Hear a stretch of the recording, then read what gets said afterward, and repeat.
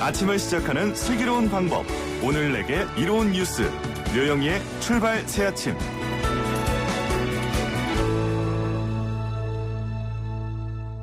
네, 묘영이의 출발 새아침 3부 문을 열었는데요. 방금 들어온 소식이 있어서 알려드립니다. 산불 재난 관련 안내방송인데요. 2020년 3월 18일 15시 기준으로 전국 지역에 산불 재난 국가위기 경보 경계가 발령됐습니다. 산불이 발생하지 않도록 소각 금지 및 화기물 소지 입산 금지 등 불씨 관리에 각별한 관심과 주의를 기울여달라는 요청이 왔고요. 특히 산불을 발견했을 경우에는요. 산림청 042-481-4119 그리고 소방서 각 지역 번호를 누르신 다음에 119 또 경찰서 그리고 시도 시군구 산림부서 산림항공본부 지방산림청 국유림관리소 등 산림관서로 신속하게 신고하여 달라는 요청입니다. 지금까지 산림청에서 알려드렸습니다.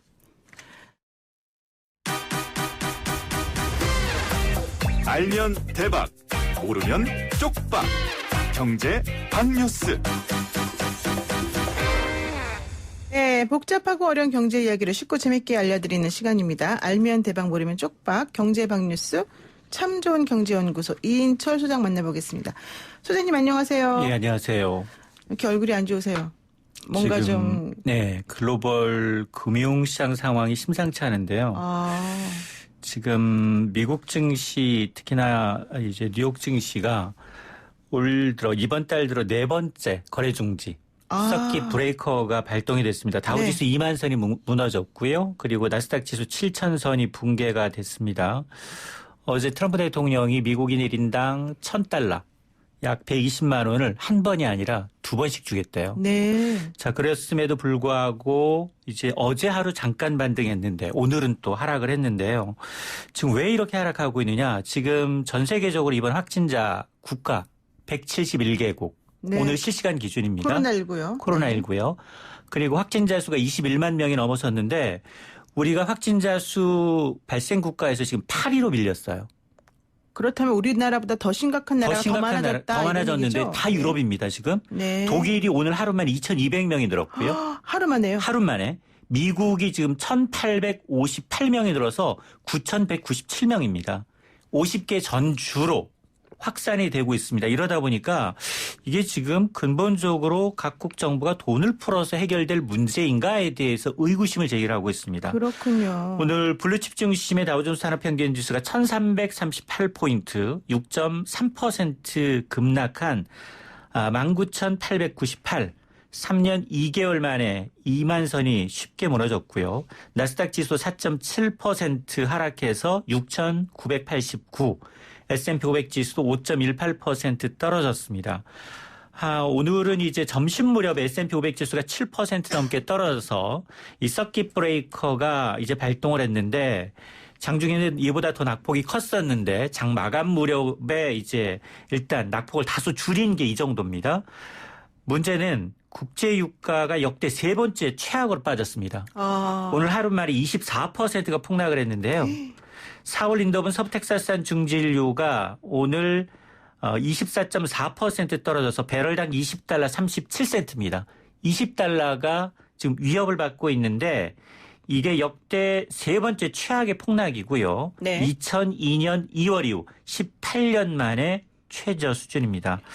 자, 이러다 보니까 지금 하루하루 금융시장이 글로벌 금융시장이 미국과 유럽 증시가 더 널뛰기를 하고 있습니다. 그러니까 지금 다우지수가 2017년 2월 7일 이후에 최고로 떨어진 상황이고 이게 이제 트럼프 대통령 들어서면서 올라선 그 지수를 전부 다 까먹었다 이런 얘기도 지금 나오고 있지 않습니까? 맞습니다. 그런데 국내 증시도 마찬가지로 급락세를 보였단 말이에요. 코스피가 1600선이 무너졌고 결국 10년 동안 최저 수준으로 떨어졌다는 얘기인데 맞습니다. 이거 어떻게 됩니까? 지금 종합주가지수는 10년 만에 1600선이 무너졌고요. 그리고 코스닥 지수도 7년 만에 500선이 깨졌습니다. 어제 이 코스피는 하루 만에 81포인트 4.86% 급락해서 1591로 거래를 마쳤습니다. 코스닥 지수, 코스피 지수가 1500선으로 이제 장을 마감한 건 글로벌 금융위기 여진이 지속됐던 2010년 5월 이후 처음입니다. 네. 미국 행정부뿐만 아니라 각국 정부가 대규모 이 경기 부양책을 내놓고 있고 특히나 미 행정부가 발표했던 1조 달러, 약 1,200조 원 과연 의회 통과가 쉽겠느냐 이번에 대한 의구심이 있었고요. 네. 그리고 어제 장중에 미국 선물 지수 이 글로베엑스 선물 지수가 급락하면서 서킷 브레이크가 발동을 하니까 아시아 증시가 연쇄적으로 영향을 받은 겁니다. 이날도 개인은 1조 원 넘게 사들였습니다. 외국인들이 판 물량을 그대로 받아들이고 있는데요. 네. 코스닥 지수도 어제 5.75% 떨어져서 485입니다. 외환시장도 불안한데요. 외환시장 원화 가치가 10년 내 최고치로 떨어지고 있는 상황인데 서울 외환시장에서 어제 원달러 환율은 1240원 70전에 거래를 마쳐서 이 역시 종가 기준 2010년 6월 이후 10년 만에 1245원대를 기록을 하고 있습니다. 그러니까 외국인은 계속해서 팔고 우리나라 개미들은 계속해서 사면서 뭔가 조금 이어나가려고 하는데 그럼에도 불구하고 계속해서 코스닥 지수는 떨어지고 있다. 그렇습니다. 예. 지금 정부가 사실은 계속해서 지금 금융시장 안정대책을 미세하게 내놓고 있고요. 또 외환시장을 개입을 하고 있음에도 불구하고 지금 이 사태이기 때문에 오늘 청와대가 비상경제회의를 열립니다. IMF 유럽 글로벌 금융위기 후 3번째로 이 비상경제대책회의를 통해서 네. 과연 어떤 시장 안정대책이 나올지 좀 지켜볼 필요가 있습니다. 네, 정말 걱정스럽습니다. 이게 어느 한 나라만의 지금 문제가 아닌 걸로 얘기되기 때문에 더더욱 큰 문제인데요. 그런가 하면 올해 서울 아파트 공시가격이 2자릿수로 급등을 했다. 그래서 집을 가지고 있는 분들 보유세 부담이 엄청날 거다. 이런 예상도 있습니다. 맞습니다. 올해 서울의 아파트 공동주택 공시가격이 14.75% 오릅니다. 국토교통부가 전국 아파트 공동주택 1,383만 가구의 공시 예정 가격을 오늘부터 공개하고요. 이 소유자 의견 청취에 들어갔는데 전국의 공동주택 공시가격 평균은 5.99%인데 이 역시 지난해보다 0.76%포인트 오른 상황이고 네. 시도별로 보게 되면 서울과 대전이 2자릿수입니다. 전국 평균의 한 2배 이상 높게 올랐는데요. 서울의 경우에는 이 3년 연속 2자릿수 상승세를 보이고 있기 때문에 보유세 부담은 커질 수밖에 없습니다. 이번에 공개되는 이 공동주택 공시가격, 이 부동산 공시가격 알림이 홈페이지를 통해서 열람이 가능하고요. 또 소유자들 나는 좀 이게 좀 이해가 안 간다. 최근 들어서 집값이 떨어졌기 때문에. 네, 그렇죠. 자, 이런 소유자 의견 청취를 거쳐서 다음 달 29일에 결정 공시가 되는데 지금 정부는 9억 원 이상 주택을 고가로 이제 규정을 하고 있습니다. 그래서 시세의 70% 이상을 끌어올리겠다라는 방침이기 때문에 특히나 집값이 9억 원이 넘는 이 공시가격의 경우에는 무려 21% 정도 공시가격이 올랐기 때문에 세부담은 더 커질 수 있습니다. 그렇군요. 그러니까 서울의 아파트 같은 경우에는 공시가격이 14.75%가 높아졌는데 네. 그래도 전국적으로는 한 5.99% 5.99. 정도. 예, 그 중에서도 9억 원이 넘는 초과하는 아파트의 공시가격은 21%가 올랐기 때문에 21%가 올라요. 예. 와. 그러니까 9억 원 미만은 1.87%니까 97%가 2% 남짓이지만 9억 원을 초과하는 주택의 경우에는 이게 공시가격을 시세의 한 70%로 맞추겠다는 타겟 때문에 네. 좀 더 부담이 높아질 것으로 보입니다. 뭐 강남권에 있는 아파트는 5억 원이나 더 싸게 내놔도 안 팔리더라. 이런 뉴스가 어제 사실은 나왔었기 때문에 이게 앞으로 이제 부동산 가격 하락을 견인할 수 있느냐 이런 쪽으로도 좀 예상이 되는 것 같습니다. 그런가 하면은 코로나19 확산 방지를 위해서 정부가 민간 택지에 대한 분양가 상한제 실시를 3개월 연장한다 뭐 이런 얘기가 있습니다. 맞습니다. 이 당초 4월 말부터 분양가 상한제 민간 택지에도 적용하겠다라고 네. 이제 이미 예고한 바가 있죠. 그랬죠. 그런데 이제 코로나19 이 감염증이 확산이 되다 보니까 재건축을 하기 위해서는 조합원들이 모여서 총회를 열어야 되는데 네. 그게 또 하나의 집단 감염의 우려가 있다라는 겁니다. 그래서 석 달도 연장해 주겠다라는 건데요. 이렇게 되면 이제 분양가 상한제 적용 시기가 4월 말에서 7월 29일까지 그 이전에 입주자 모집 공고를 낸 아파트부터는 이 규제를 피해갑니다. 네. 그러다 보니까 분양가 상한제 적용을 피하는 재건축 단지가 좀 늘어날 것으로 보이는데요. 그러나 말씀하신 것처럼 지금 코로나19 때문에 집 보러 가는 수요가 없습니다. 네, 그렇죠. 그러니까 부동산 방문하시는 분들이 없기 때문에 지금 뭐 금리도 굉장히 낮은 수준임에도 불구하고 집값에 대한 우려는 조금 이제 접어든 상황입니다. 네, 오늘 말씀 여기까지 듣겠습니다. 고맙습니다. 네, 고맙습니다. 네, 지금까지 참좋은경제연구소 이인철 소장이었습니다.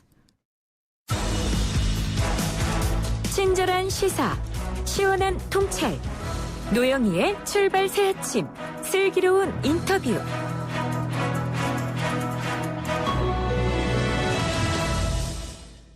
네, 이번 총선에서는 비례대표 정당, 위성정당이라고 불리우기도 하는데요. 이런 정당들에 대한 관심이 매우 높아지고 있습니다. 이 비례연합정당, 특히 민주당이 지금 참여한다고 하는 정당에 어떤 정당들이 합류할 것인가가 관심이었는데요.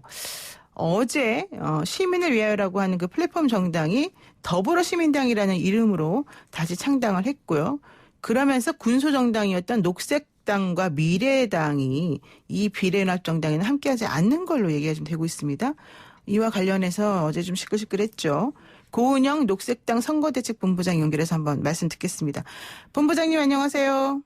네, 안녕하세요. 반갑습니다. 네. 그 원래 이 녹색당은 사실 전통적으로 이제 소수 정당으로서 일관되게 환경과 관련된 목소리를 내는 걸로 우리가 알고 있었었는데, 그래서 네. 진보 진영에서 이런 비례연합정당에 포함이 되어서 같이 한다라고 하는 것에 대해서 좋아하는 분들도 많이 있었거든요. 그런데 갑자기 좀 분위기가 바뀌었습니다. 이게 어떻게 된 겁니까? 네, 먼저 저희 녹색당에서는 당원 총투표를 붙일 만큼 매우 신중하게 결정한 일이었는데요. 그렇죠. 이렇게 좀 참여한다고 했다가 갑자기 노선을 바꾸게 된 점에 대해서 국민 여러분께 송구하다는 말씀을 먼저 드립니다. 그리고 이 며칠간 정말 저희 노력했지만 더불어민주당이 주도하는 지금의 더불어시민당에는 도저히 함께할 수 없었다는 점을 좀 말씀을 드리고요. 네.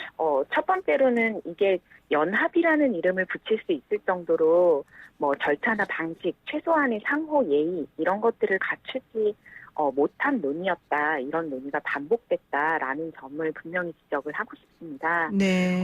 먼저 저희 녹색당도 이런 민주당의 어떤 꼼수 협상 이런 부분은 어느 정도는 예상했기 때문에 아까 말씀하셨던 미래당 저희 쪽과 이제 선거제도 개혁을 원외에서 몇 년 동안 함께한 다른 정당인데요. 이 청년정당 미래당과 선거 동맹 맺는다 하면서 공동으로 좀 교섭을 하겠다라고 네. 기자회견까지 가졌습니다. 여기에서 저희가 작은 정당이다 보니까 수평적인 연합 그리고 공개적으로 테이블을 구성해서 공개적으로 어떤 연합을 만들지에 대해서 노력을 해보자, 구성을 해보자라고 분명하게 요구사항을 제시를 했는데요. 네. 그런데 민주당에서는 이렇게 정당 간의 신뢰 관계를 구축하는 방식이 아니라 폐쇄적이고 일방적으로 시민을 위하여 지금은 더불어시민당이죠. 네. 여기에 들어와라 하면서 연합정당을 일방적으로 채택했고요. 그리고 논의 없이 독단적으로 다른 소수정당들을 좀 모집하는 형태를 취하면서 전체 논의를 분명히 주도했습니다.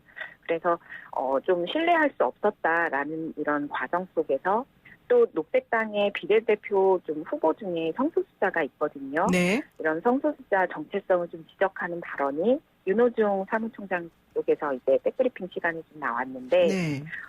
이 후보자 명부에 대해서도 주도권을 행사하려고 했다는 점, 이 점 또한 도저히 연합을 하자라고 하는 정당들끼리 취할 수 없었던, 꿈도 꿀 수 없는 좀 호갑적 태도였다라는 점에서 저희는 당원 총투표에서 승인을 받은 내용이긴 하지만 지금의 더불어시민당과는 함께할 수 없겠다라는 좀 결론을 내리게 됐습니다. 그러니까 이제 녹색당 입장에서는 사기당했다 한마디로 지금 그렇게 생각하신다는 거잖아요. 그런데 민주당 굉장히 허울뿐인 좀 선거 연합이었다라고 생각합니다. 허울뿐인. 근데 이제 민주당의 얘기는 이제 들어보니까 시간이 없었었기 때문에 빨리 어느 정당이든지 어제까지는 참여를 했었어야 된다. 첫 번째. 두 번째는 그래서 우리가 일단은 먼저 시작하고 개문 발차한 거다. 그러니까 빨리 뛰어와서 올라타라. 이런 얘기였다는 거예요. 그런데 녹색당하고 미래당에서 우리 시민을 위하여하고는 절대 같이 할 수 없습니다. 이렇게 말했기 때문에 이게 이렇게 깨진 거지. 모든 걸 우리 탓으로 돌리면 안 된다. 또 이런 얘기를 하더라고요. 네, 그 민주당 측의 입장인 것이고요. 네. 그리고 시민을 위하여 플랫폼 그리고 정치개혁연합 이 두 개 플랫폼의 통합 여지 이런 것도 시간을 가지고 좀 노력해보는 이런 것들, 이런 태도가 아니라 정말로 일방적으로 좀 강요하는 이런 모습이었다라는 점을 다시 한번 좀 강조를 하고 싶고요. 네. 그리고 녹색당에서 뭐 이런 것들은 절대 안 된다라는 그런 태도를 취했다기보다 상호 간에 좀 시간을 가지고 연합에 대해서 구성을 해보자라는 점을 좀 강조했다가 이렇게 된 부분이었다는 점을 말씀을 드리고 싶고, 네, 그랬군요. 그리고 그 시간이라는 점도 뭐 이제 한두 번의 어떤 그 공개 테이블 이런 것들로도 충분히 절차적으로 좀 할 수 있었던 점이었는데, 오히려 너무나 급작스럽게 일방적으로 입장문을 발표하고 합리하기를 원했던 모습은 좀 포괄적인 정도로 보였다. 이렇게 좀 말씀을 드리겠습니다. 그러니까 한마디로 민주당이 너무 일방적이다. 모든 거를 민주당 위주로 지금 끌고 가려고 하는데 우린 거기에 들러리서 할 수 없다. 이게 요점이네요. 네, 그리고 제가 이런 부분들은 언론에 지금은 다뤄지지 않아서 분명히 지적하고 싶은 부분이 있는데요. 네.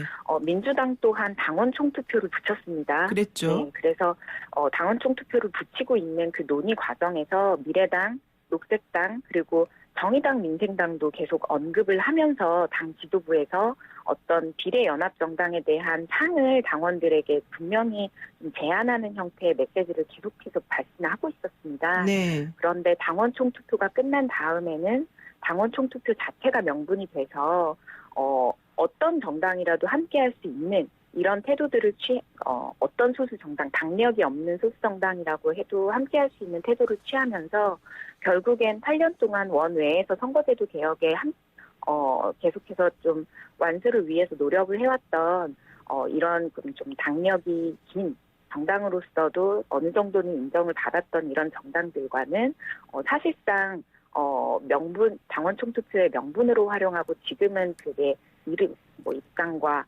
논리가 바뀐 점, 이 부분에 대해서는 저희도 강력히 좀 유감을 표명을 좀 하고 싶습니다. 지금 정치개혁연합 같은 경우에 하승수 대표가 양정철 민주연구원 원장을 고발하겠다. 이거는 정말 말도 안 된다. 이러면서 화를 지금 안 내고 있는 중이고요. 또 특히 이제 좀 전에 언급하셨습니다만은 윤호중 사무총장이 성소수자와 관련해서 언급한 부분도 매우 부적절하다. 지금 이런 얘기가 계속해서 나오고 있는 중인데, 네. 녹색당 입장에서는 그럼에도 불구하고 연합정당에 같이 참여하는 게 솔직히 말해서 더 이득이다. 이런 의견도 있지 않습니까?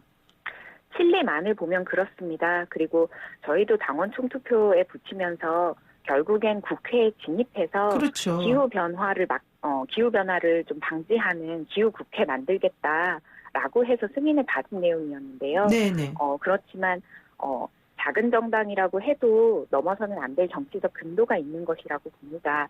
지난해 정치적 금도를 서로 넘었다, 안 넘었다 하면서 굉장히 말들이 많았는데, 네. 녹색당의 입장에서는 이미 2번의 당내 경선을 통해서 이미 선출이 된 성소수자 김기홍 비례대표 후보가 있는데, 이 부분에 대해서 당의 아주 공식적인 입장은 아니지만 책임 있는 지도부격의 이런 사무총장의 발언 굉장히 부적절했다라고 생각이 들고요. 네. 그리고 어떤 이 정당의 후보에 대한 논의 이런 것들을 떠나서 본인도 모든 국민을 포용해야 할 집권 여당의 정치인으로서 굉장히 금도를 넘어선 발언들을 하셔서 저희는 이 부분도 연합의 태도도 그렇고 그런 민주당과 함께할 수 있는가에 대한 진지한 좀 검토가 있었다는 점을 말씀드립니다. 네, 좋습니다. 마지막 질문 짧게 하나만 드리겠습니다. 이번 총선에 이러다 보니까 비례정당이 오히려 너무 난무한다. 유권자들이 더 혼란스러울 것이다. 이런 얘기 나오고 있어요. 이 혼란의 원인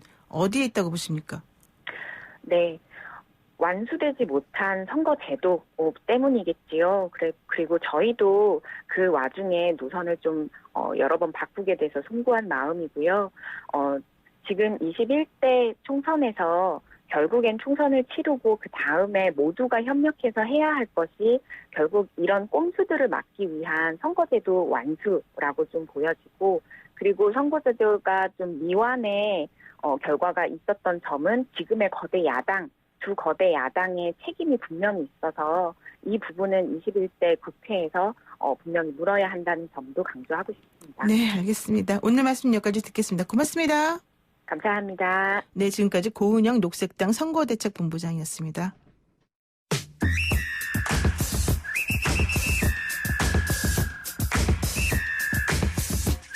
영희와 함께하는 슬기로운 출근길 노영희의 출발 새 아침은 청취자 여러분들과 함께 만들어갑니다. 짧은 문자 50원, 긴 문자 100원의 유료 문자 샵 0945, 우물정 0945로 문자 보내주시거나 유튜브 보이는 라디글창 YTN 라디오 어플리케이션 예스를 통해 여러분의 목소리를 들려주세요. FM 94.5MHz YTN 라디오 노영희의 출발 새 아침.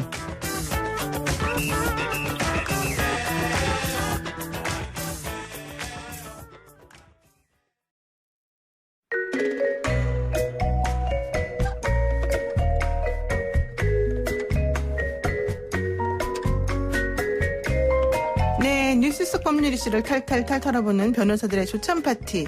아침부터 계속 탈탈탈 털면 안 되는데요. 그렇죠? 자, 조찬 파티 주인공 두 분 모셨습니다. 정태현 변호사님 나오셨고요. 안녕하세요. 안녕하세요. 정태현 변호사입니다. 네, 조수진 변호사 함께합니다. 안녕하세요. 변호사인 조수진입니다. 아니, 조수진 변호사님 안 그래도 제가 여쭤보려고 그랬는데 요즘 이름이 계속 올라오니까 예. 그 조수진이 그 조수진이냐 이게 문제예요. 아, 그러게요. 그리고 또 거기 미래통합당으로 이제 인재 영입이 되셔가지고. 미래한국당. 아, 미래한국당으로. 네. 예, 그렇죠. 인재 영입이 되셔가지고 그 실시간 검색어에 오르고 해서 제 대학교 동기들이 놀라가지고 연락이 왔어요. 너냐? 너도 실감에 떴냐 이런 질문인가요? 그건 아니고. 앞으로 어쨌든. 개명이 많을 겁니다. 아, 조수진이 좋은 이름이구나. 뭐 여당을 하건 야당을 하건 그러네요. 기자를 하건 변호사를 하건. 어쨌든 이제 예. 회자가 되고 예. 중요 인물로 떴다 이런 얘기인데 어쨌든 그 조수진 씨는 말하자면은 동아일보 논설위원이었던 언론인 출신의 조수진 씨를 말하는 거고 우리 예. 조수진 씨는 지금 변호사님을 말한다는 거 좀 잊지 마시면 좋겠습니다. 자, 오늘 준비된 메인 메뉴 한번 들어보겠습니다.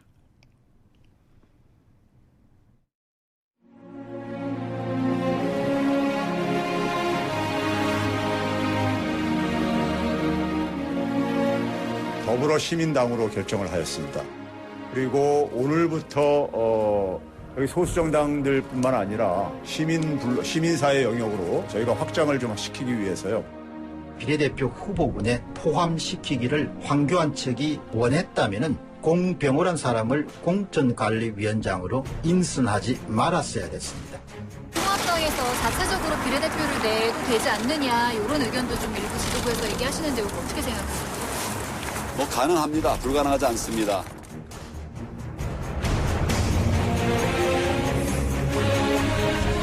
네, 최백은 시민을 위하여 당의 공동대표의 말이 첫 번째 나왔고요. 더불어시민당 창당식에서 얘기한 내용이었습니다. 그리고 미래한국당 공관위원이었죠. 공병호 공관위원이 또 얘기한 부분이 나오고요. 황교안 대표 목소리도 지금 들렸습니다. 결과적으로는 비례정당의 모든 것을 이제 오늘 파헤쳐보겠다 이런 취지로 저희가 마련을 한 건데요.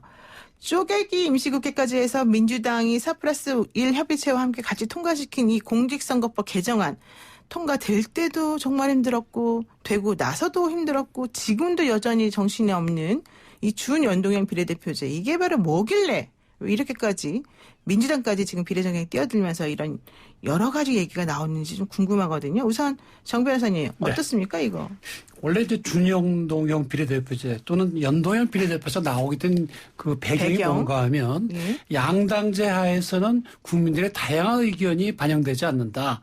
따라서 다양한 국민들의 표심을 반영하고 군소정당을 키워서 사표 방지함으로써 양당제의 단점을 보완하자. 이게 이제 연동형 비례대표제를 도입한 핵심입니다. 이렇게 되면은 군소정당이 많이 진출할 수 있거든요. 그렇죠. 그런데 문제는 이렇게 하는 것이 꼭 뭐 각 나라의 사이가 좀 다르기는 한데 미래통합당, 종전의 자유한국당 이거 자체에 대해서 반대를 했어요. 그래서 이렇게 통과가 된다면 우리는 뭐 자매정당을 만들겠다는 공언을 네, 했거든요. 미리 그런 얘기를 했었습니다. 미리 사실. 했습니다. 네. 그래서 결국 이제 법이 통과됐고 이제 자유한국당이 미래통합당으로 바꾸고 소위 자매정당 또는 위수정당은 미래한국당을 만들었죠. 네. 그렇게 되다 보니까 민주당 입장에서는 우리가 서운으로 시작을 했는데 이렇게 되면 제1당이 미래통합당 내지는 미래한국당이 될 가능성이 있다. 그러면 우리도 의석을 더 확보해야 되겠다. 그래서 우리도 이제 이와 같은 걸 만들자.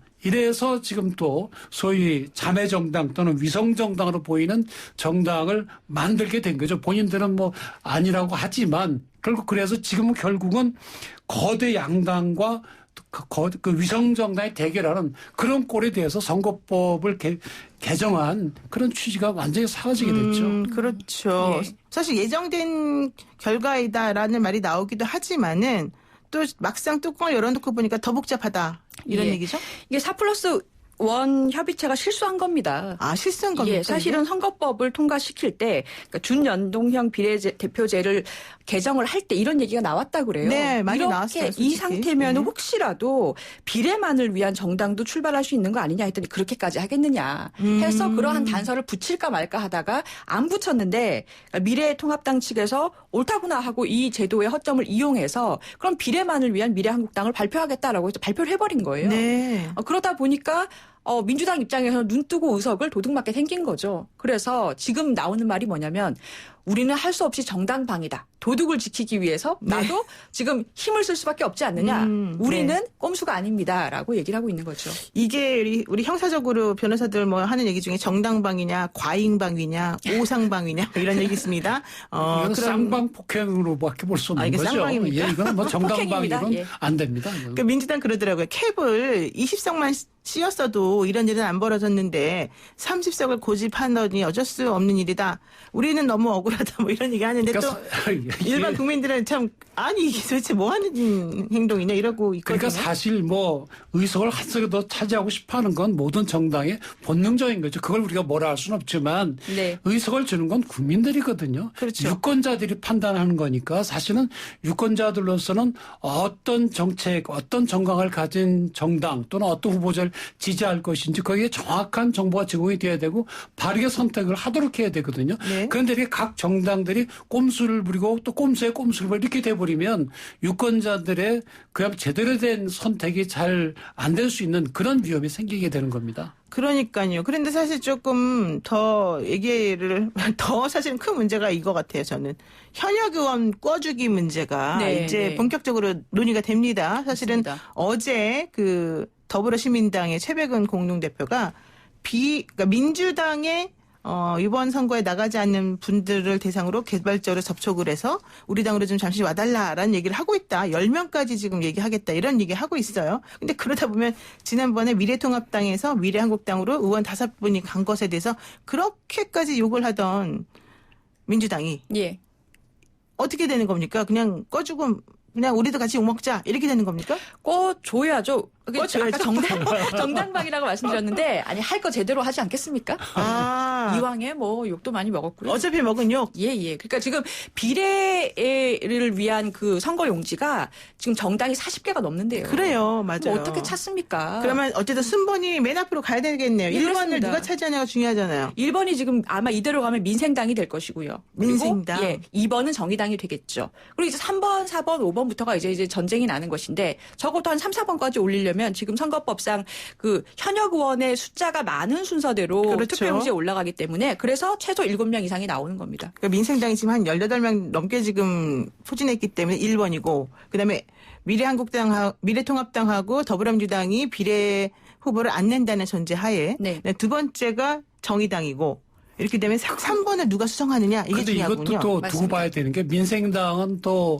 참여한다 여기 그랬잖아요. 참여한다 그랬어요. 네. 또 이 더불어시민당에 참여한다고 했는데 그 내부에서도 갈등이 있고 또 사실 이 민주당 입장에서는 민생당에 들어온 걸 별로 탐탁해 하지도 않아요. 왜 그런가 하면 네. 지금 뭐 이 민주당 한 7명 정도 빼고 앞에 한 10명 정도를 소수정당이나 그렇죠. 시민단체 주겠다 그러는데 민생당은 현역 의원이 많거든요. 그러면 거기에 또 의석을 많이 떼줘야 되잖아요. 그러니까 별로 원하지도 않기 때문에 결국은 나중에 가봐야 아는 것이고 또 아까 조 변호사님 말씀하신 대로 현역 꿔주기는 이 투표용지가 지금 뭐 과연 이 정당이 40개가 나올지 70개가 나올지 몰라요. 그러면 쫙 적혀 있는 중에 어느 당이 어느 당인지 모르거든요. 네. 그러니까 유권자들한테 저 여기 있어요 하면서 보여주는 용입니다. 이게 아무런 다른 의미가 있는 건 아니에요. 그렇군요. 네, 그러니까 하여튼 많이 이렇게 포장을 해서 이렇게 앞번호를 따겠다는 거거든요. 그러니까 이게 어느 당이 몇 번이 될지 더 기다려봐야 됩니다. 아니 근데 민생당도 참 그 이미지 체면을 좀 구기고 있는 게 지금 최고위원회의를 어제 하면서 서로 간에 지금 거기도 또 한지붕 세 가족이다 보니까 막 고성도 오고 가고 상당히 부적절한 모습이 보여졌다 이런 얘기 나오던데 그런데 그게 더 문제가 아닙니다. 그렇게 해서 어쨌든 우리 참여한다라고 했는데 더불어시민당에서 최백은 대표가 우리 당신들은 내분이 너무 많아가지고 못 받을 것 같다. 이렇게 말을 했다는 거 아니겠습니까? 별로 원하지 않죠. 그러니까 원래 안 받고 싶다는 걸 그렇게 우회적으로 표현한 겁니까? 그러니까 사실 들어와서 별로 도움이 될 게 없죠. 도움이 안 되니까. 그리고 사실 뭐 이 정당이나 꼭 우리가 무슨 윤리적으로 좀 옳다 나쁘다 그렇게 판단하기 좀 어려운 것이 자기들의 세력이 좀 커지고 자기들 의석이 많아지는 걸 당연히 추구하는 거 아니겠습니까? 네, 그렇죠. 그런데 민생당에 들어오게 되면 아무래도 더불어민주당이나 이쪽 숫자 줄잖아요. 그러니까 네. 뭐 그럴 수밖에 없는 거죠. 예. 더불어시민당이 지금 갈 길이 멉니다. 그래서 안 받는다고 바로 얘기를 한 게 일주일 이내에 지금 거의 선거법 일정상 비례 후보를 다 결정을 해야 돼요. 그러니까 지금 갈 길이 굉장히 먼 거죠. 그렇죠. 사실 27일까지 후보자 명단이 나와야 되기 때문에 예. 사실은 시간이 없다. 이게 이제 가장 핵심인데요. 정봉주 전 의원하고 손혜원 의원이 함께 만든 열린민주당이 있어요. 이 열린민주당이 바로 이제 같은 민주당 표를 가져가는 사실은 정당이 될 텐데 뭐 조수진 변호사도 영입제안을 받으셨죠. 예. 저도 받았습니다. 예. 그런데 엄청 유명한 분들을 모두에게 다 이렇게 손을 내밀긴 하셨더라고요. 근데 왜 거절하셨어요? 예. 왜 근데 거절한 사람들을 이렇게 언급을 하시는지 모르겠습니다. 예. 몇 명 안 언급했습니다. 아, 예. 근데 중요한 거는 여기에 이제 참여한다는 그 제1 대표 주자가 최강욱 전 그 공직기강 맞습니다. 비서관이란 말이에요. 청와대에 있는. 네. 근데 이제 이분이 조국 전 장관 사태와 관련해서 뭐 사문서 위조죄 이런 것으로 지금 현재 기소가 되어 있는 상태인데 네, 다음 달에 재판이 시작이 된다. 그렇죠. 이렇게 되면 그 대표 주자가 열린민주당의 또 대표 얼굴로 이렇게 후보가 되어서 나타나는 것 이것에 대해서도 또 얘기가 좀 있지 않겠습니까? 글쎄요. 근데 기본적으로 열린민주당이 표를 많이 가져가게 되면 지금 새로 만든 더불어시민당 표가 줄어들 건 당연하죠. 뭐 그럼에도 불구하고 이분들이 이제 민주당 계열처럼 보이는 이름도 그렇잖아요. 열린민주당. 근데 민주당 관계자 그런 얘기를 했다 그래요. 진실인지 모르겠는데 열린민주당이 유사 상품이라는 것을 지지들에게 알릴 액션을 조만간 취할 것이다. 뭐 진실인지 아닌지 모르겠는데 뭐 그런 얘기까지 나오고 하니까 이때 열린민주당도 좀 기다려봐야 될 걸로 보여요. 그런가 하면 선거 때만 되면 수없이 많은 정당들이 생기거든요. 네네. 그리고 생기고 없어지고 하는데 이번에 더불어시민당에 같이 한다는 이 5개 정당 내지 단체도 보면은 5개 중에서 3개는 이달에 설립이 된 겁니다. 또 한 개는 지난달, 또 하나는 1월달. 네, 그러니까 하나는 1월달, 하나는 그렇습니다. 2월달, 하나는 3월달이죠. 그렇죠. 그러니까 이 정당이 이게 도대체 정강이 뭔지 어떤 사람들이 하는 건지 뭘 하겠다는 건지 전혀 모르거든요. 이런 정당들이 수없이 나타났다가 선거가 끝나면 사라지거든요. 네. 그래서 하여튼 아직은 어느 당이 어느 당인지도 좀 지켜봐야 되겠다. 최강욱 변호사의 경우에는 무죄를 확신한다라고 보면 되겠습니다. 본인 스스로가? 예. 어쨌든 그렇다 하더라도 지금 이런 상황에서 미래 한국당, 그다음에 열린 민주당, 그리고 더불어 시민당, 더불어 민주당 이 4가지 당이 가지고 있는 여러 가지 역학관계가 어떻게 펼쳐질지가 사실은 좀 앞으로 관전 포인트가 될 것 같습니다. 자, 이제 미래통합당하고 미래한국당 얘기 한번 하겠습니다. 비례대표 후보를 가지고서 미래한국당이 이런 식으로 우리를 배신할 줄 몰랐다. 이게 바로 미래통합당 입장 아닙니까? 예, 정말 요새 드라마 볼 필요가 없죠. 네, 굉장히, 훨씬 재밌어요. 예. 서로 뒤통수, 서로 이제 불이탈을 날리고 해서 아마 국민 여러분들께서도 어떻게 되는 건가 굉장히 좀 걱정이 많으실 것 같습니다. 어떻게 보세요, 정태현 변호사님?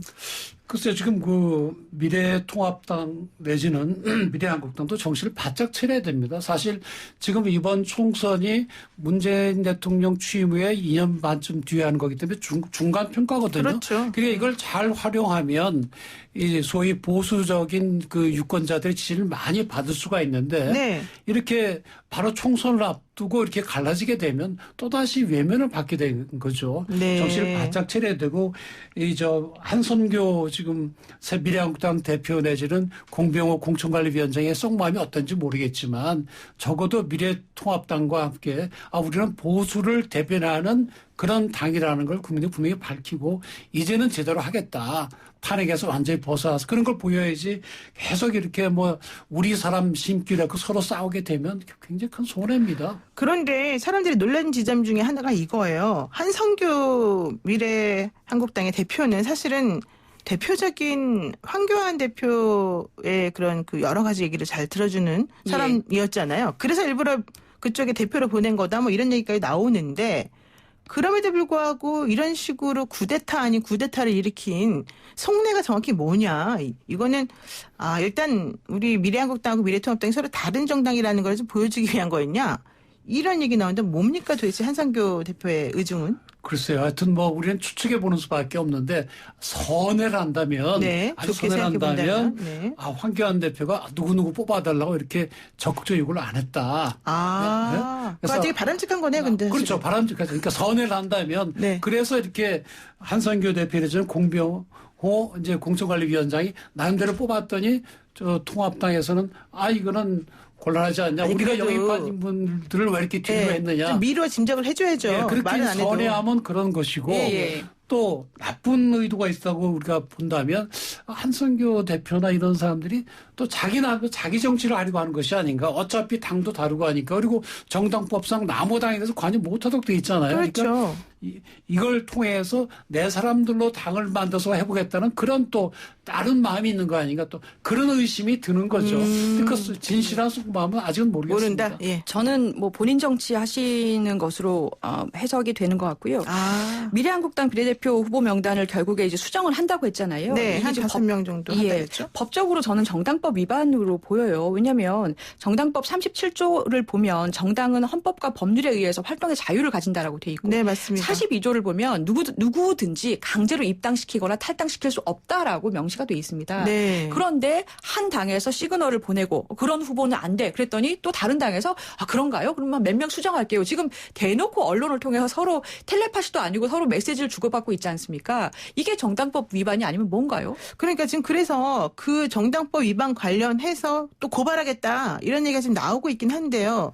어쨌든 참 이 돌아가는 그 속 메커니즘을 좀 잘 모르겠다가 지금 관중들의 얘기인 것 같아요. 근데 더 하나 중요한 거 하나 말할게요. 박근혜 전 대통령이 어제 밤 늦게 또 보도자료 하나 유영하 변호사를 통해서 냈지 않습니까?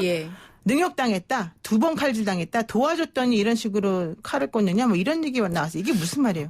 그래서 이제 지난번에 이제 박근혜 전 대통령이 옥중 소신을 통해서 보수와 통합해 다오 이런 걸 이제 유영하 변호사를 통해서 발표를 했죠. 그랬죠. 근데 유영하 변호사가 지금 비례정당인 미래한국당에 공천 신청을 했는데 떨어졌어요. 네. 그랬더니 박근혜 전 대통령이 이렇게 능욕당했다고 얘기를 했다고 이제 유영하 변호사가 전한 거예요. 그렇죠. 어제 보도자료는 유영하 변호사가 지금 만든 거죠. 그러니까 유영하 변호사가 뭐 만약에 그 말이 사실이라고 한다면 저는 박근혜 전 대통령께서 이제는 평소 이렇게 애끼던 유영하 변호사보다는 그 국민들 또 본인을 절대로 지지해준 보수적인 유권자들에 대한 말씀하셔야지 뭐 유영하 변호사 컷오프 되는 게 크게 중요한 건 아니잖아요. 그래서 조금 대국적인 걸 말씀하셨으면 좋겠고 또 모르겠습니다. 또 박근혜 전 대통령이 꼭 그렇게 얘기를 했는지 유영하 변호사 찾아왔으니 아이고야 너한테 참 미안하다 그런 의미로 하셨는지 근데 정변호사처럼 해석하는 분들 꽤 있더라고요. 유영하 변호사가 한 걸 가지고 정말 박근혜 전 대통령이 그랬을까? 이렇게. 이제 정말 좀 믿으셔야 될 것 같아요. 최순실이 나쁘다 이렇게 하시는 것보다. 근데 선거법 위반입니다. 네. 그러니까 지금 선거법에 선거권이 없는 사람은 선거운동 할 수 없다라고 명시가 돼 있어요. 그렇죠. 메시지를 계속 뭐 컷오프에 대해서도 지금 관여하신 거 아닙니까? 네네네. 의견 표명하셨고 거대 야당 중심으로 모여라. 이게 또 뭡니까? 그래서 지금 정의당에서도 고발을 했지만 선거법 위반으로 보입니다. 그렇죠. 누구를 당선시킬 목적으로 관여한 것으로 보인다. 그건 좀 조사해봐야 될 걸로 보여요. 그런 의혹이 있는 건 사실인데 과연 그것을 선거운동을 볼 수 있는지 또 실제로 박근혜 전 대통령이 그렇게 했는지 유영하 변호사인지 그것도 좀 이제 믿으세요. 따져봐야 됩니다. 알겠습니다. 오늘 말씀 여기까지 듣겠습니다. 오늘의 키워드는 믿어라. 이겁니다. 네, 여기까지 듣겠습니다. 고맙습니다. 네, 고맙습니다. 감사합니다. 네, 지금까지 정태현 변호사, 조수진 변호사였습니다. 노영희의 출발새 아침 잠시 후 4부로 돌아오겠습니다.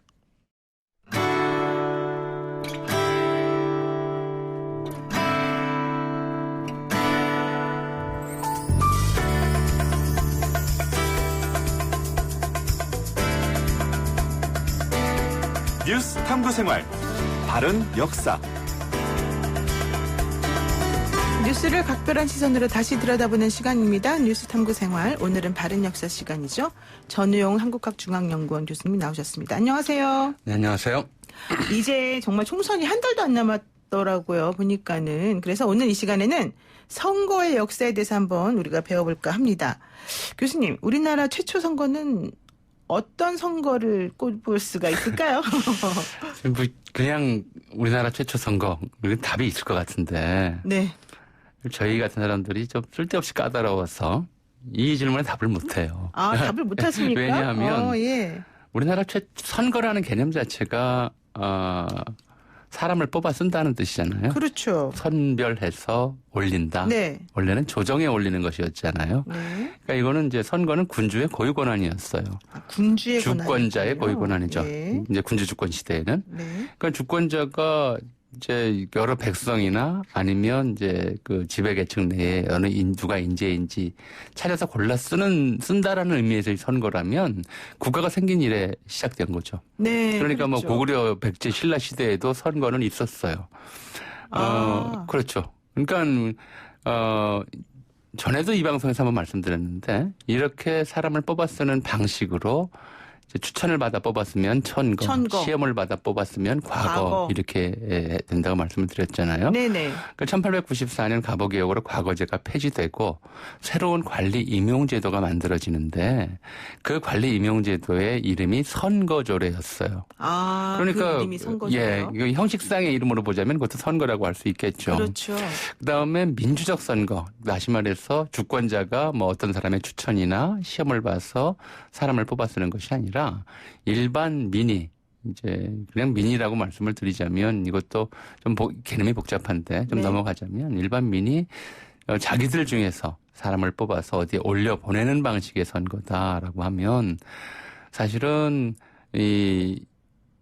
이 보통 선거라든가 직접 비밀 선거, 뭐 직접 비밀이긴 하지만 평등 선거는 아니었지만 보통 선거도 평등 선거도 아니었지만 일제강점기 3.1운동 이후에 대단히 기만적인 방식의 지방자치제를 실시하면서 부협의회, 도협의회 이런 것, 부회 이런 것들을 만들었거든요. 네. 그래서 그때도 선거는 있었어요. 그러니까 이제 일정 정도 이상의 재산을 가진 사람 또는 어느 정도 이상의 영업사를 납부하는 사람.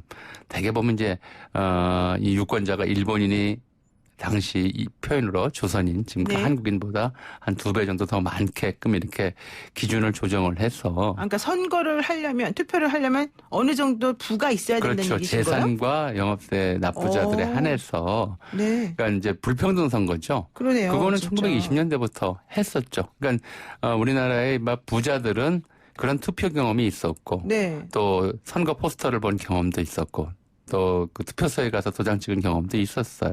그러니까 그런 선거까지도 친다면 뭐 일제강점기에도 그런 선거가 있었다고 얘기를 할 수 있겠죠. 네. 그러니까 이제 여기서 앞에서 우리나라 최초의 선거 이렇게 말씀을 하셨으니까 네. 일제강점기는 식민지였으니까 우리나라 아니고 그렇죠. 또 그 앞에 있었던 것은 이제 군주가 이른바 관리를 뽑아 쓰는 방식의 선거였으니까 네.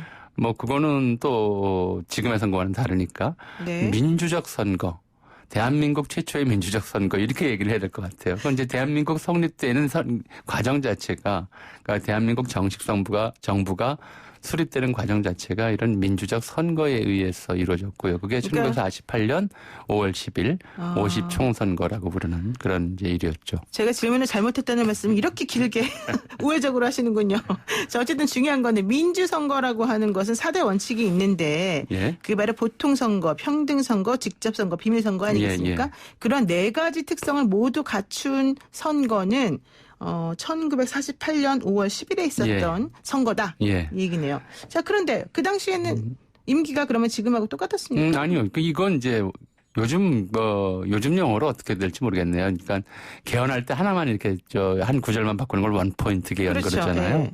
이 국회는 이제 일상적인 입법의 역할을 보다는 네. 헌법을 만드는 것이 집중돼 있었고요. 재헌국회라고 볼 수 그렇죠. 있군요. 헌법을 만들고 나서 그 다음에 이제 일부 대통령을 선출하고 그리고 이제 일부 헌법과 관련된 중요 법률들을 제정하고 하는 정도의 좀 특별한 임무만을 부여를 했어요. 그리고 네. 당장 문제가 되는 건 뭐냐면 유권자가 누구냐. 그렇죠. 그러니까 보통 선거인데 예.